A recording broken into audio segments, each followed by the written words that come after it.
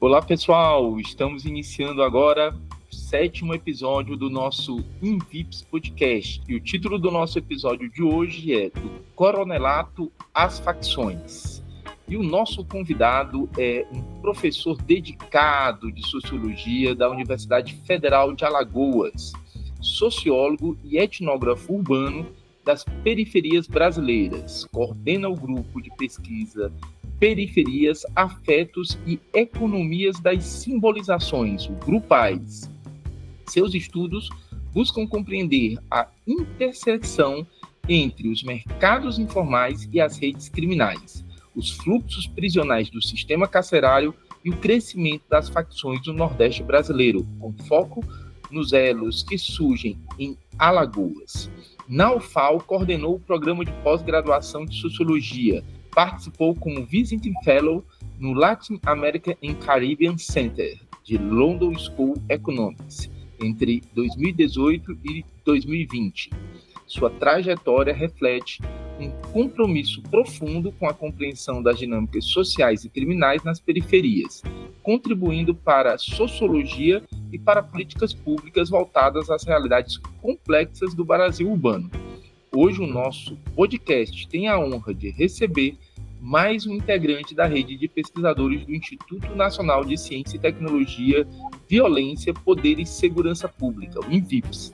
Trata-se do professor Fernando de Jesus Rodrigues. Seja muito bem-vindo, professor Fernando.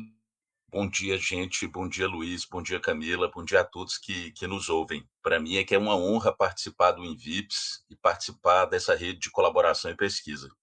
A honra é toda nossa, professor Fernando, e mais uma vez eu também tenho a honra e a alegria de dividir a bancada do InVips Podcast com a nossa querida professora Camila Holanda, da Universidade Estadual do Ceará.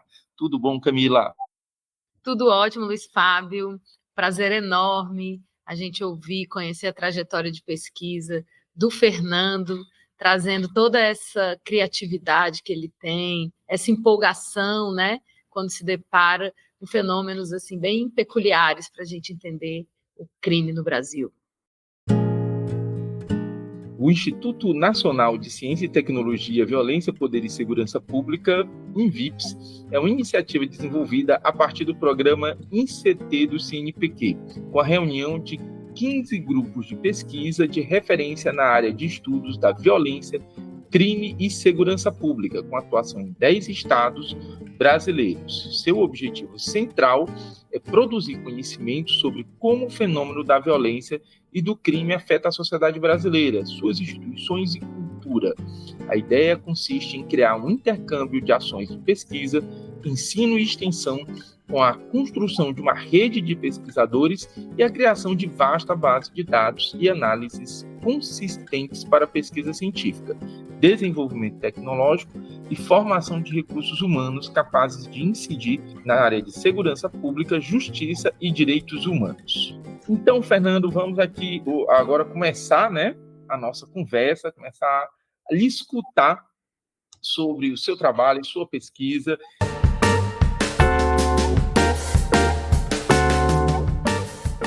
E a gente queria muito começar, Fernando, conhecendo um pouco da sua trajetória de pesquisa sobre o crime no Nordeste brasileiro. Queria que você contasse aí um pouquinho para a gente essa trajetória. Então, Luiz, eu sempre conto que eu não sou um pesquisador do crime raiz, né?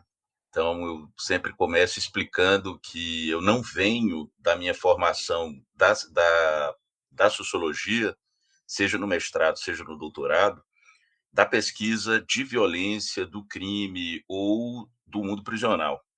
Eu, apesar de ser um bacharel em direito, né, então eu fiz direito na Federal da Bahia, eu rapidamente desviei, né, eu saí do direito e fui para sociologia, mestrado, doutorado na UNB, mas com projetos na área da sociologia da cultura.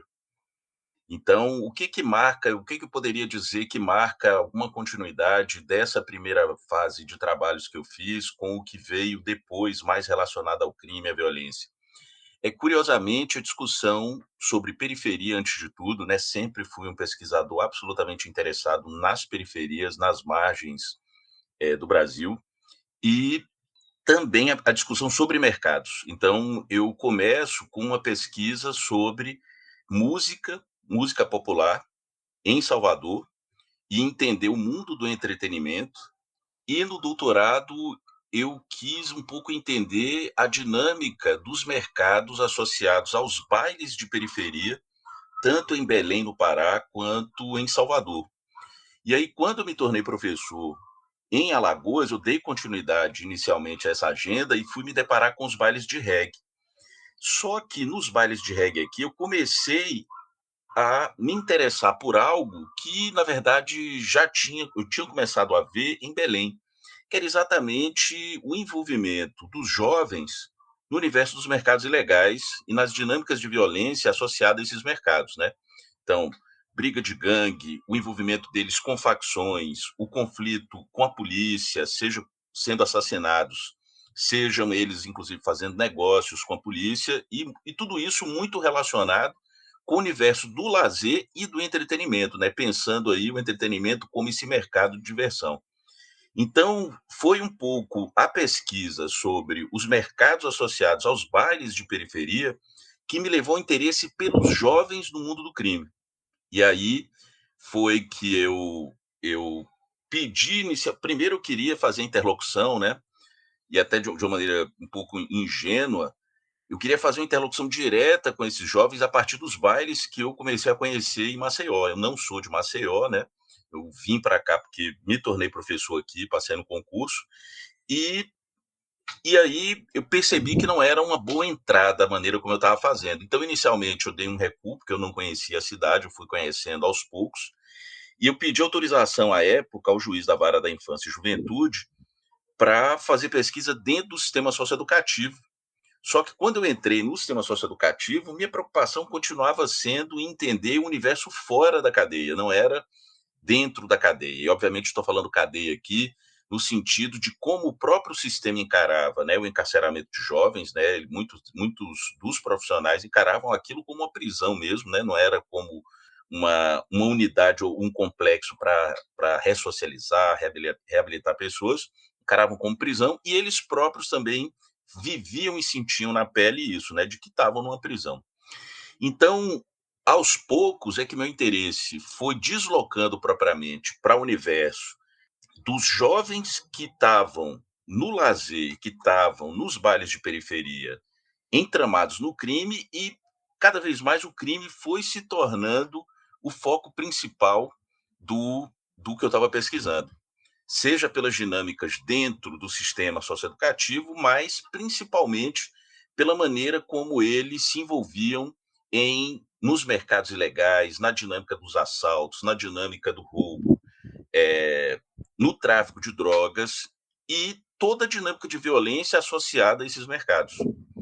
Então, foi a partir disso também que eu descobri as facções aqui, na época, e aí eu sempre gosto de lembrar isso também, né? Eu acho que você é um pesquisador também que se dedicou muito à história, aliás, e ainda se dedica às facções, e você vai lembrar que lá nos idos de 2012, 13, 14, não se falava em facção abertamente no Nordeste. Basicamente, era um debate concentrado em Rio e São Paulo por motivos empíricos mesmo, né? Assim, só se falava porque só se encontrava Comando Vermelho e PCC, Rio de Janeiro e São Paulo. Só que aos poucos, por essa própria pesquisa, a gente começou a perceber que esse era um fenômeno que estava se espalhando.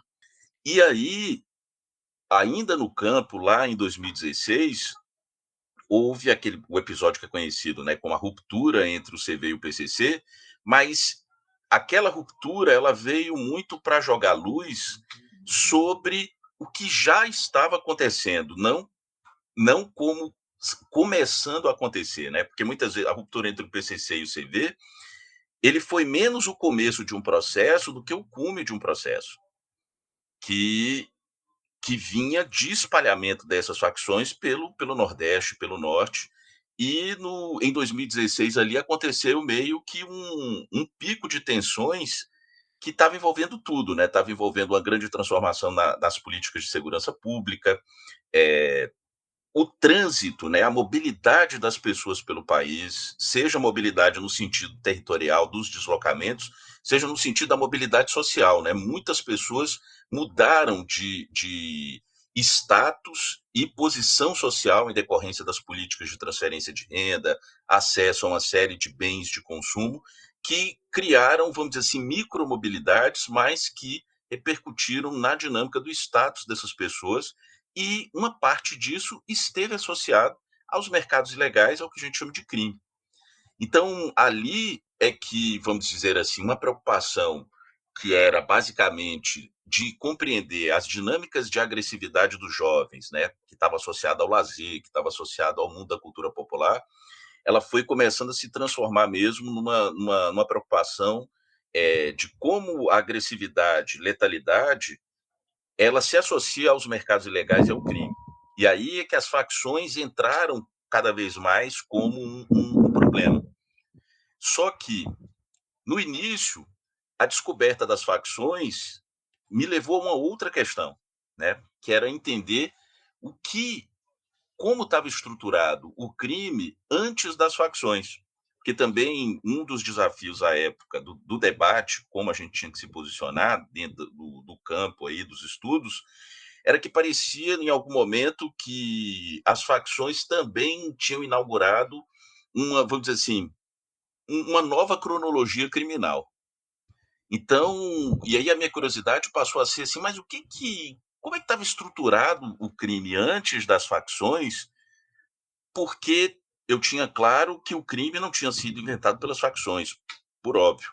Mas como a atenção se voltou tanto para as facções e de uma maneira muito intensa, começou a sombrear outros fenômenos que vinham antes, né? Ou seja, eles estavam num processo anterior e que, em alguma medida, eram marcadores para entender o significado do aparecimento das facções, pelo menos na realidade que eu pesquisava, na época apenas Alagoas, mas eu acompanhava os trabalhos de vários colegas do Nordeste e me parecia que alguns dilemas, nesse ponto, eram semelhantes.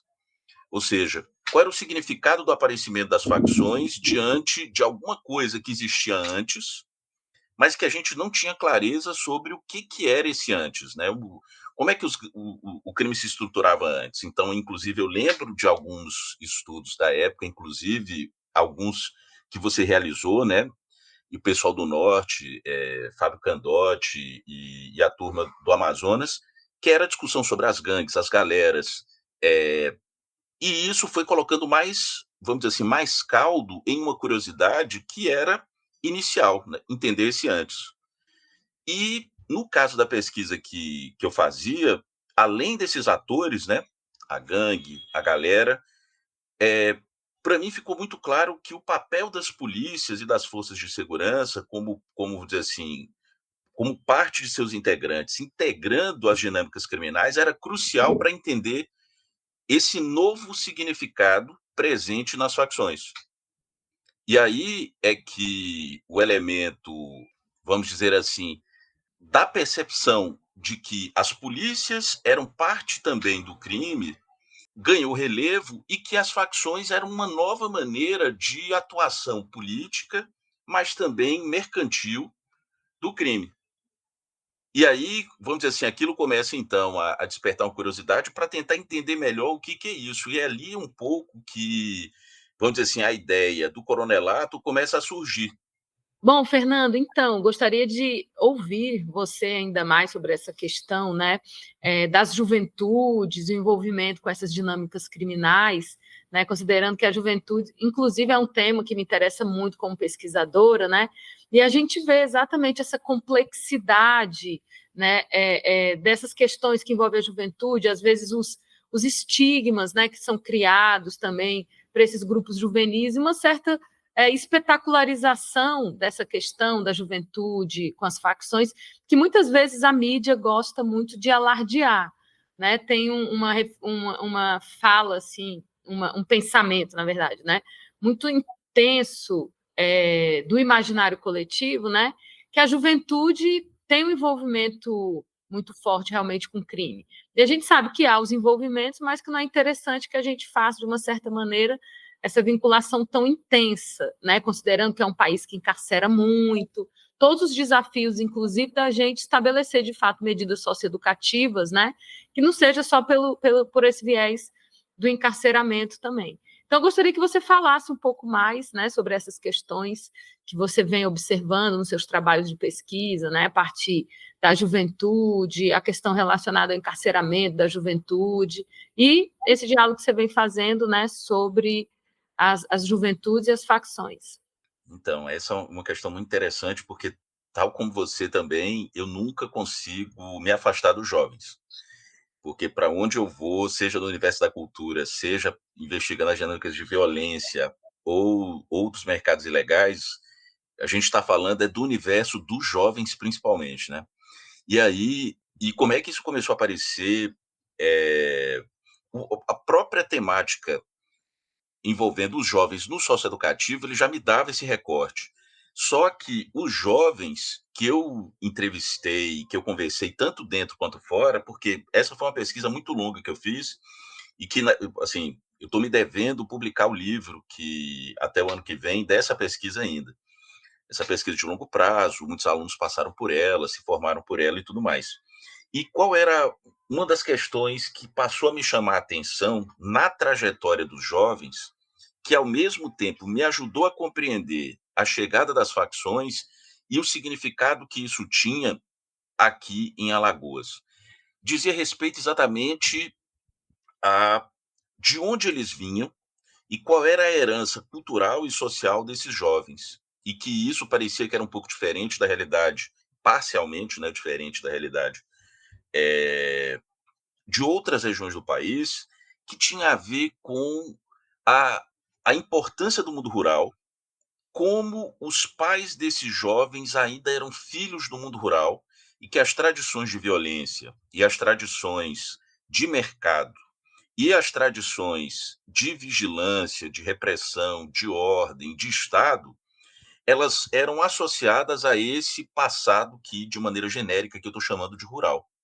Então, uma coisa logo que a gente compreendeu, quer dizer, que a gente precisou lidar, é que a estrutura do trabalho dos avós, dos pais e dos jovens que a gente entrevistou, eles eram muito diferentes. E isso significava o quê? Que em um espaço muito curto de tempo, a estrutura do trabalho nas dinâmicas familiares mudou em 3 gerações. E mudou de uma maneira muito abrupta. Então, só para dar uma ideia, para vocês, a geração dos avós de muitos deles, tanto o pai quanto a mãe, eram de trabalhadores rurais da cana, do fumo.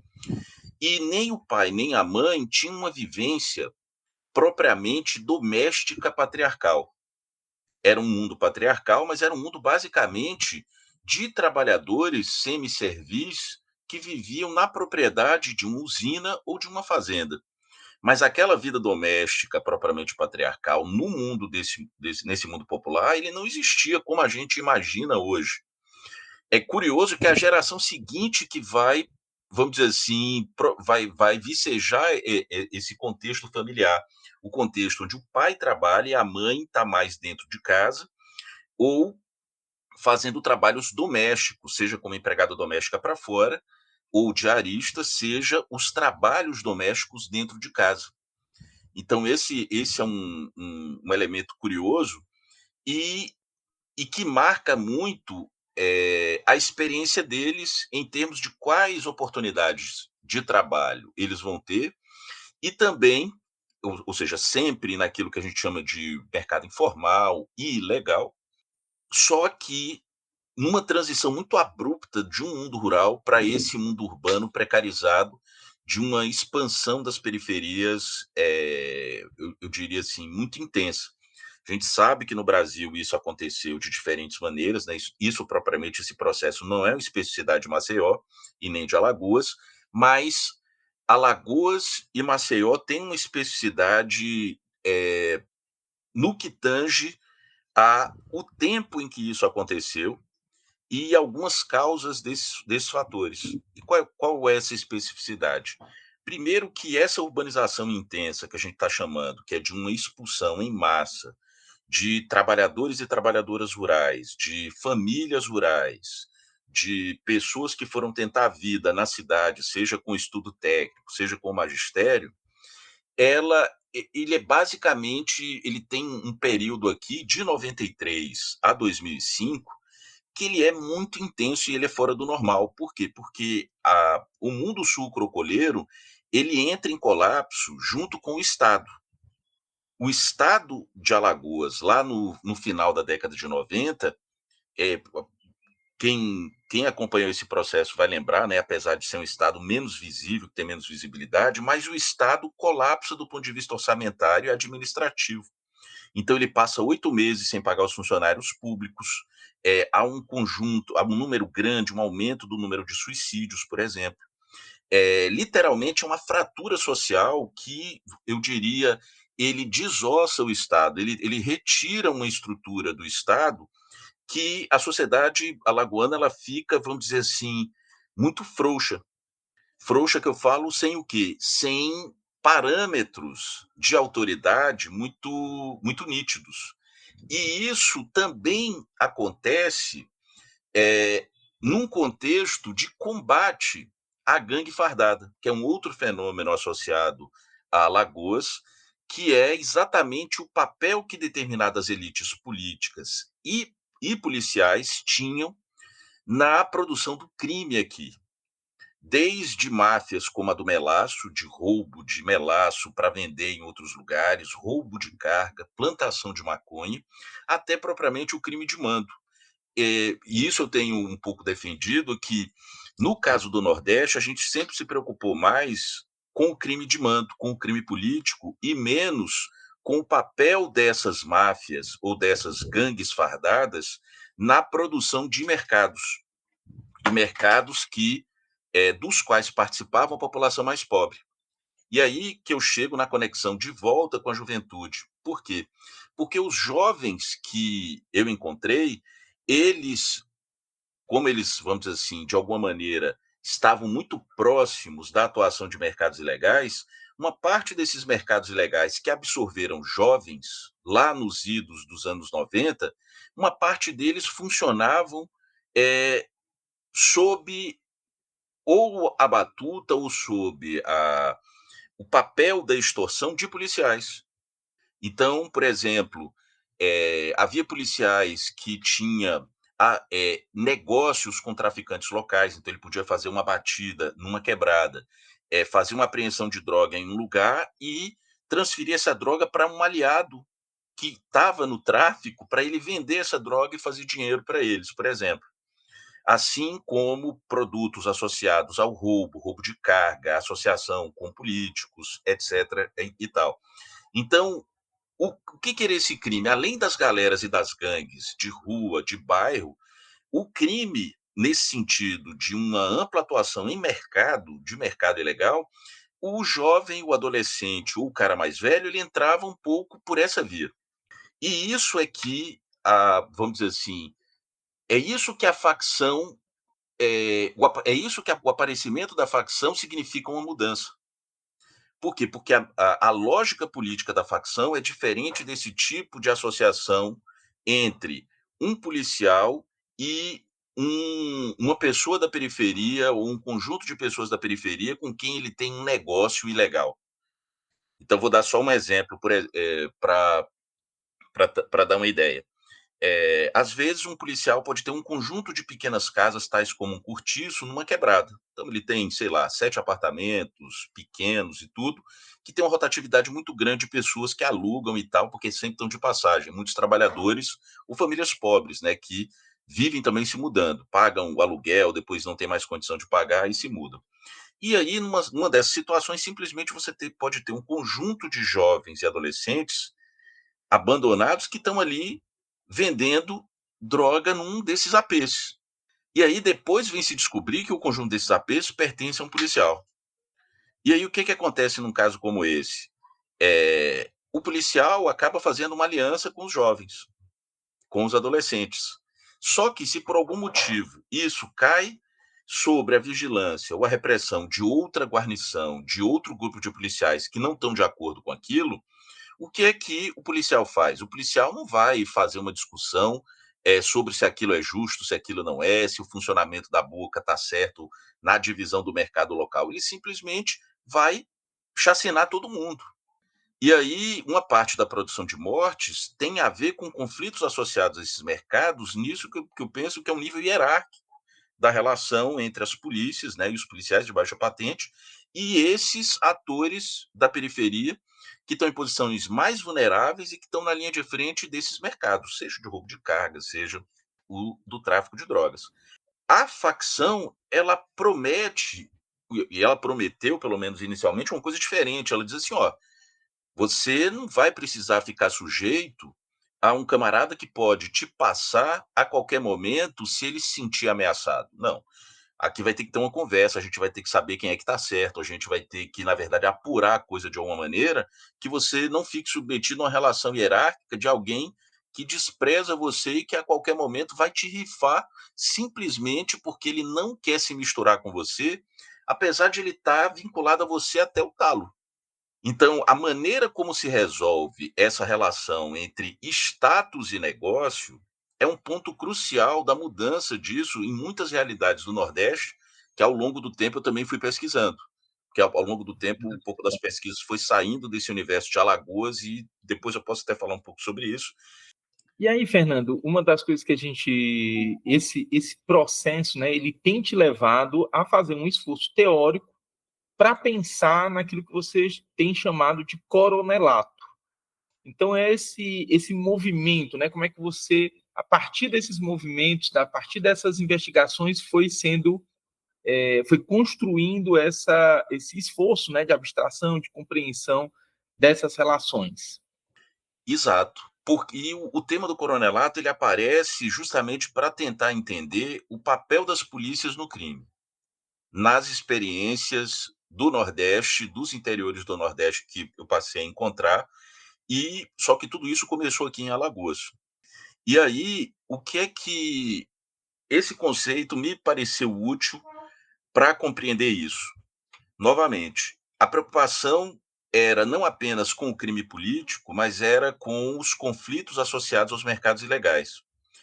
Quando eu precisava entender mercados ilegais, onde os policiais de baixa patente tinham uma atuação importante, eu tinha que entender o que dava sustentação política a esses policiais na base desses mercados ilegais e nas periferias urbanas que esses policiais tinham atuação.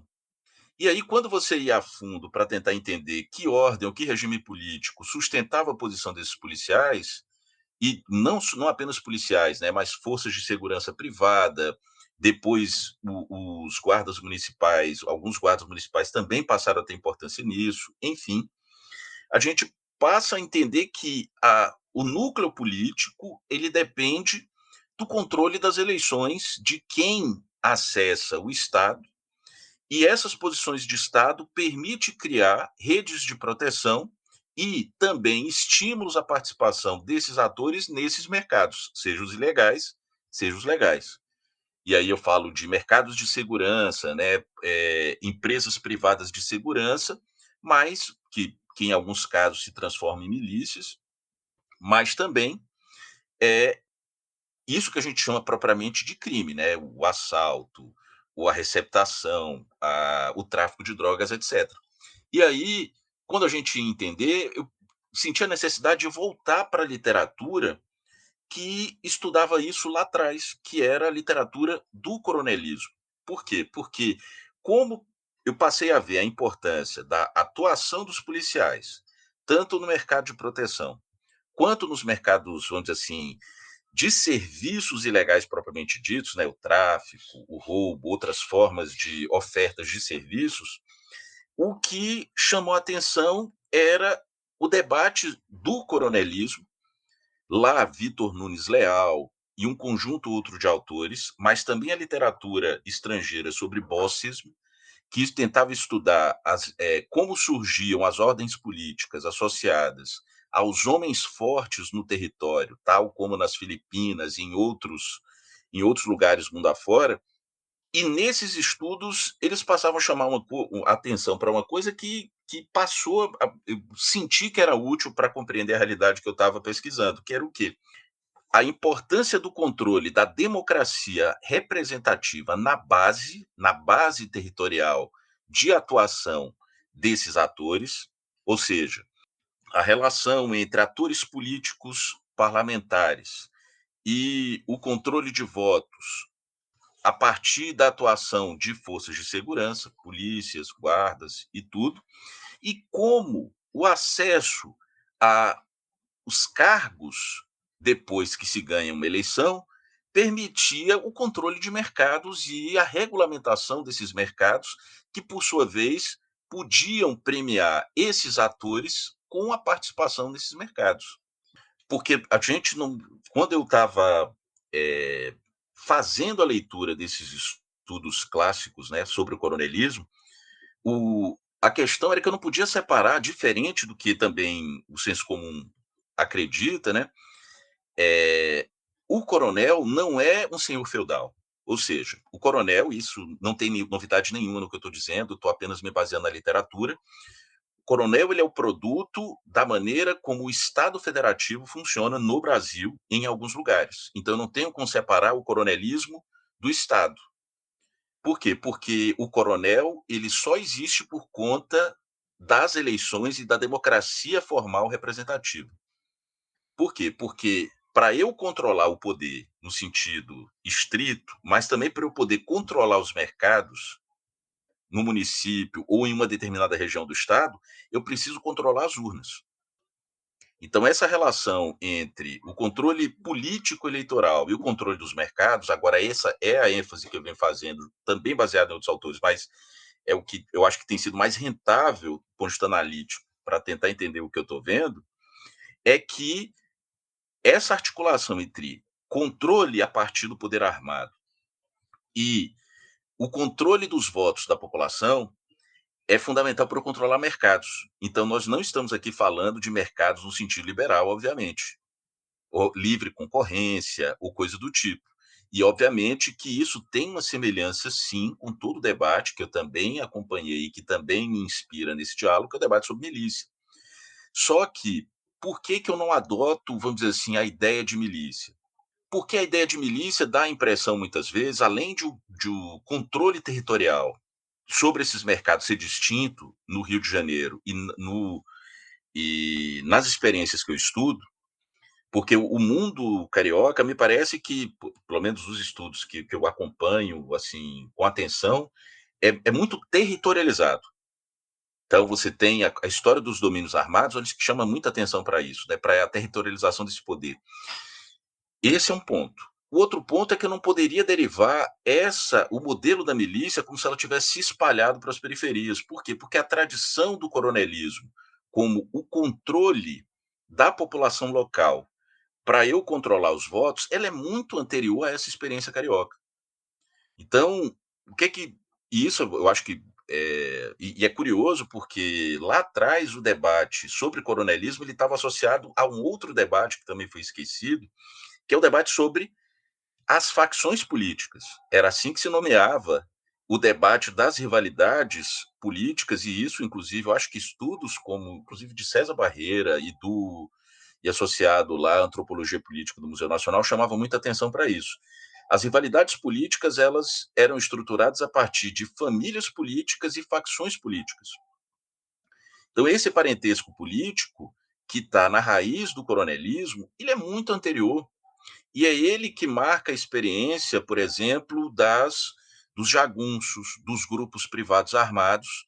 E aí o ponto era esse, né? Para eu compreender o que eu estava vendo, eu passei a entender que tinha uma herança que vinha de uma mesma linha de desenvolvimento dessas experiências para experiências de controle armado nas periferias que eu estava vendo aqui, seja numa cidade como Maceió, mas seja em cidades do interior do Nordeste da Bahia, do interior de Alagoas, até de outras cidades de outras regiões.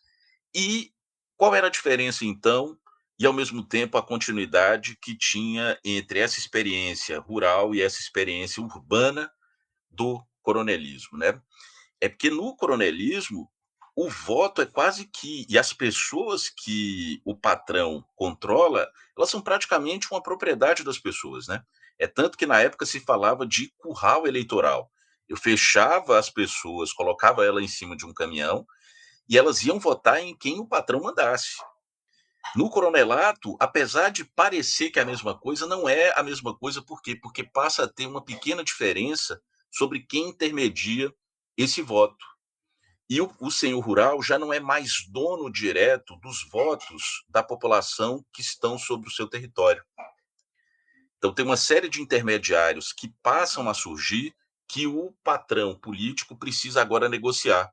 Então, por exemplo, é um representante de associação, é o sujeito que tem uma associação de vans, que veio desse mundo do coronelismo, mas ele já não está mais subordinado diretamente a isso.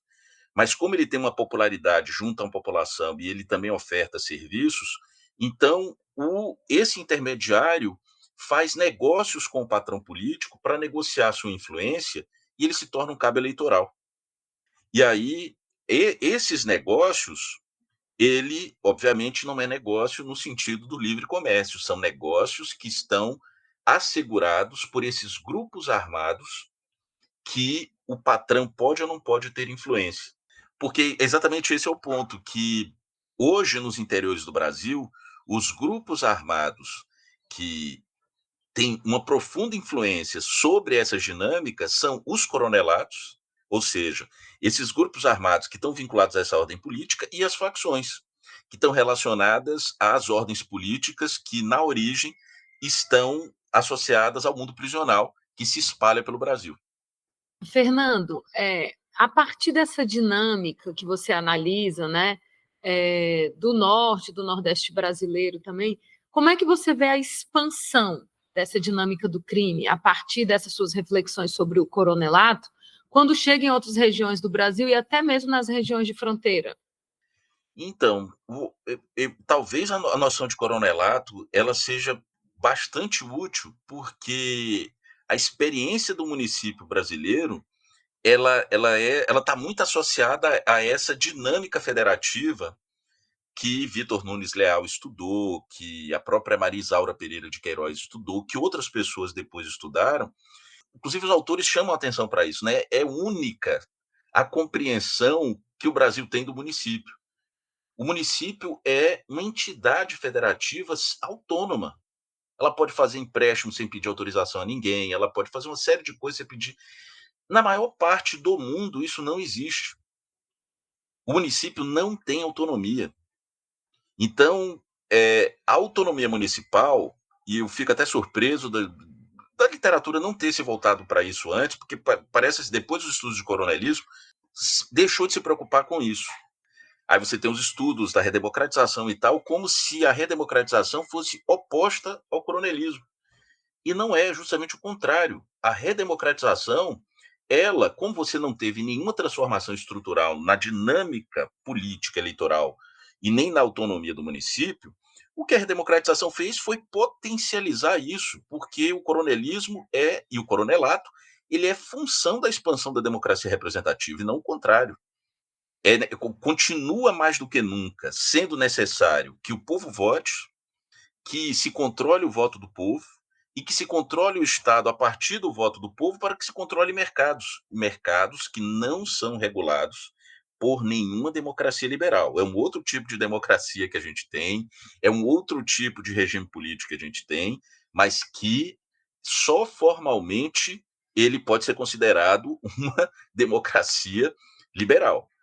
Porque se eu negocio o voto e esse negócio ele é chancelado, assim, o acordo ele é chancelado pelos grupos armados, através da extorsão, através da intimidação, eu tô falando de uma outra coisa. Aí esse é meu ponto. Isso é produtor de mercados e está muito associado à maneira como as populações pobres no Brasil sobrevivem fora dos esquemas do coronelismo e do mundo rural.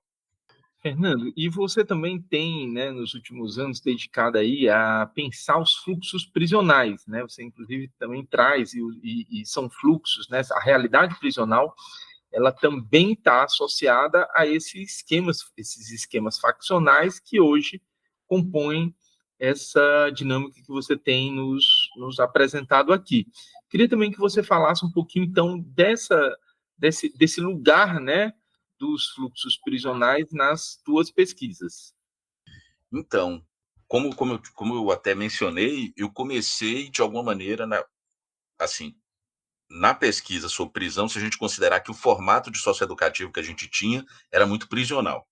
E eu aprendi muito também com os estudos dos colegas, exatamente quando eu também passei a compreender que a expansão, uma das dinâmicas de expansão das facções para o norte e nordeste, e aí também acompanhei todos os estudos dos pesquisadores nordestinos, incluindo o seu, de Fábio Candotti e tudo, a dinâmica prisional era um dos fatores fundamentais, né? Então, a literatura já chamou bastante atenção para isso. Então, o fluxo prisional, no primeiro momento, meu interesse estava muito associado a isso, a compreender a expansão das facções.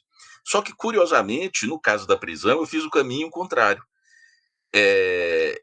À medida que eu também fui compreendendo um pouco mais das dinâmicas dentro da prisão, comecei a perceber também a importância do coronelato na regulação dos fluxos prisionais. E aí um tema que ainda é um pouco tabu tem a ver com a maneira como se produz a sobrevivência das famílias de pessoas encarceradas e as próprias pessoas encarceradas. Porque o que é o fluxo, dos fluxos prisionais? A entrada e saída de alimento, a entrada e saída de material de limpeza, e as coisas ilegais, entrada e saída de drogas, entrada e saída de celulares, dentre mil outras coisas que fluem para dentro e para fora. E aí também me chamou a atenção uma certa ausência no debate de pensar os fluxos também como fluxos mercantis. A produção de cadeias de valor, a maneira como se vende serviços, como se compra benefícios, e isso envolvendo funcionários de Estado e as famílias. E pensar isso de uma maneira que, ao mesmo tempo, não criminalizasse as pessoas, simplesmente porque, do ponto de vista delas, o que elas estão ali fabricando e produzindo seja a sobrevivência cotidiana, é a tentativa de manter o seu familiar preso, é o projeto de vida do cara que quer montar um negócio com o dinheiro desses fluxos que tem. Então, o cara quer montar uma padaria, o cara quer montar uma frota de Uber, e ele passa a encarar aquilo como uma oportunidade de vida. E aí, só que, qual é o detalhe que me chamava a atenção? É que, também para a gente não encarar isso de uma maneira ingênua, esses fluxos e para produzir essas cadeias de valor se produz muita violência, muito sofrimento, e muitas pessoas não sobrevivem a esses fluxos, a essas trocas. E aí, quando a gente olha por esse ângulo, a gente percebe o entramamento também entre coronelatos e facções da maneira como se controlam esses fluxos prisionais, como se produz a sobrevivência de famílias, mas também como se produz lucro a partir dessas dinâmicas e como isso, obviamente, desdobra em outras formas de influência. Porque se pessoas enriquecem com os negócios que são feitos nas prisões, elas têm oportunidades de criar outros campos de influência fora, seja no mundo mercantil, proliferando negócios, seja no mundo armado, produzindo intimidação, produzindo extorsão fora, porque você acumula poder. Mas o eixo dorsal do que eu tenho encontrado remete ao papel do mundo, que sempre é um tabu também no Brasil, nessas discussões, que é a relação entre política e poder armado. Fernando, trazendo um pouco de diálogo para as questões relacionadas às políticas de segurança pública no Brasil, né? Nós temos, de fato, esse pool de pesquisadoras e pesquisadores no INVIPS que fazem também, a partir das suas pesquisas, né, uma reflexão assim, no campo para a gente entender, né, um pouco questões relacionadas à violência, à criminalidade, que instigam, digamos assim, né, a produção de políticas públicas. Como é que você analisa assim, o papel dos cientistas sociais, né, a relação que a universidade pode ter com o Estado na promoção das políticas públicas de segurança a partir dessas pesquisas, né, que são desenvolvidas na universidade, pelos grupos, pelos programas, né? A gente sabe que tem muito material de extrema qualidade, que serviria de forma muito adequada, né, para a promoção de políticas públicas da área de segurança. Então, fale aí para a gente como é que você vê essa relação, né, entre a universidade e o Estado a partir das pesquisas no campo das ciências sociais. Então, antes de responder essa pergunta, eu vou partir de uma outra pergunta, que é qual o papel da universidade e da produção de conhecimento que ela propicia para as políticas públicas, né? Então, assim, não tem outra resposta a não ser dizer que é um dos poucos espaços que permite uma produção de conhecimento que sai do imediatismo e propõe uma visão estratégica e de longo prazo. Por quê? Porque os atores da universidade não têm nenhum comprometimento imediato com os interesses das corporações envolvidas na segurança pública. E, ao mesmo tempo, é uma universidade que acumulou, ao longo de décadas, um aperfeiçoamento metodológico, ou seja, na fabricação das pesquisas, e, e uma qualidade na capacidade de refletir a segurança pública, por exemplo, que eu diria que é ímpar. Então, eu acho que com todos os problemas que enfrentamos, talvez no Brasil, hoje a gente nunca antes tenha tido tantos pesquisadores de qualidade distribuídos pelo país e trabalhando em colaboração. Agora, o que hoje também nós não temos, né? Nós não temos hoje quase nenhuma visibilidade no espaço público, com algumas raras exceções e honrosas e importantes, para a gente poder furar a bolha e transmitir de uma outra maneira as descobertas que têm sido feitas baseado em pesquisa, não é em achismo, não é nos ideais que a gente tem, porque as pesquisas, inclusive, feitas ao longo dos últimos 20, 30 anos, ela mudou muito dos ideais que muitos de nós tinham ao longo do tempo. Então, para então voltar à pergunta, né? Eu acho que o papel poderia ser fundamental, mas hoje há um combate enorme contra o papel da universidade, que está um pouco na onda aí do negacionismo, de um valores anti-ciência, que tem prejudicado as nossas reputações como pesquisadores, apesar de, talvez, nunca termos tido tanto cuidado com os procedimentos científicos, com os procedimentos de pesquisa em relação ao passado. E assim, Fernando, só para a gente concluir, lhe fazer uma provocação. Como é que tu vislumbra, então, ultrapassar essa dificuldade?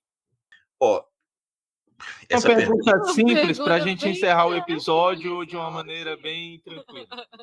Então, assim, como uma pessoa que pensa muito na média e na longa duração, respostas de curto prazo, de caráter eleitoral e de vínculos com partidos eleitorais, te digo, não temos nenhuma resposta no curto prazo.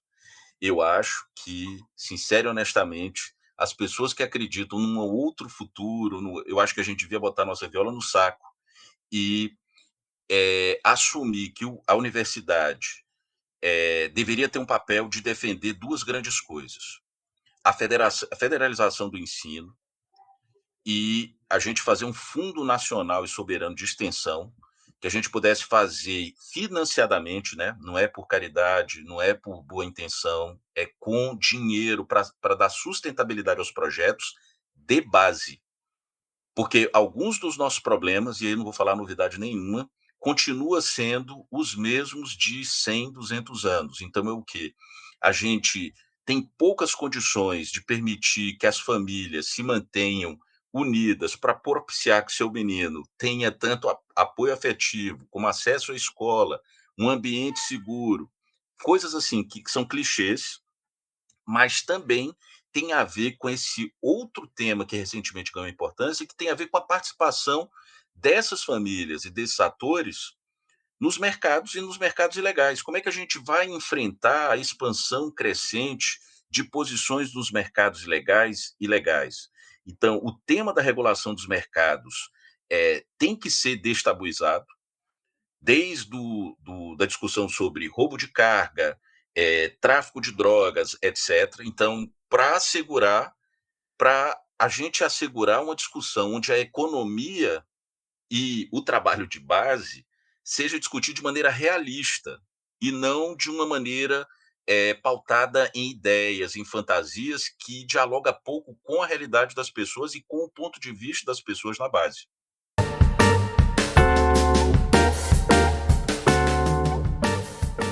Muitíssimo obrigado. E assim chegamos ao fim de mais um episódio do Invips Podcast. Hoje conversamos com o professor Fernando de Jesus Rodrigues, buscando entender um pouco mais das dinâmicas criminais que afetam o norte e nordeste do Brasil. E o Fernando se saiu bem na sua resposta sobre como construir esse futuro, não foi, Camila? Com certeza, né?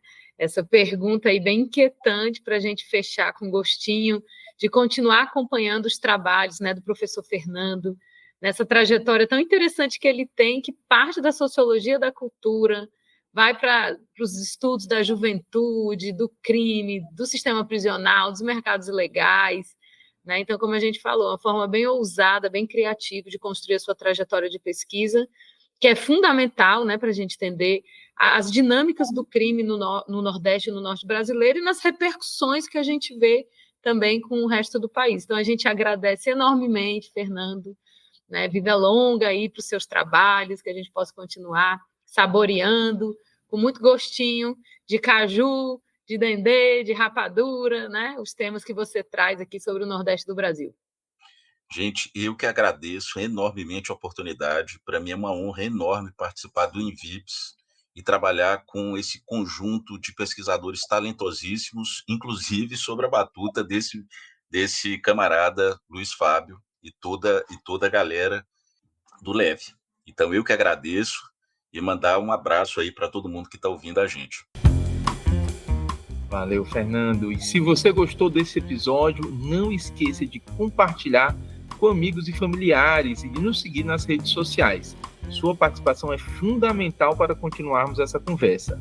Obrigado pela audiência e até a próxima, com mais um momento de reflexão sobre fenômenos do crime, violência e segurança pública, um direito e responsabilidade de todos nós.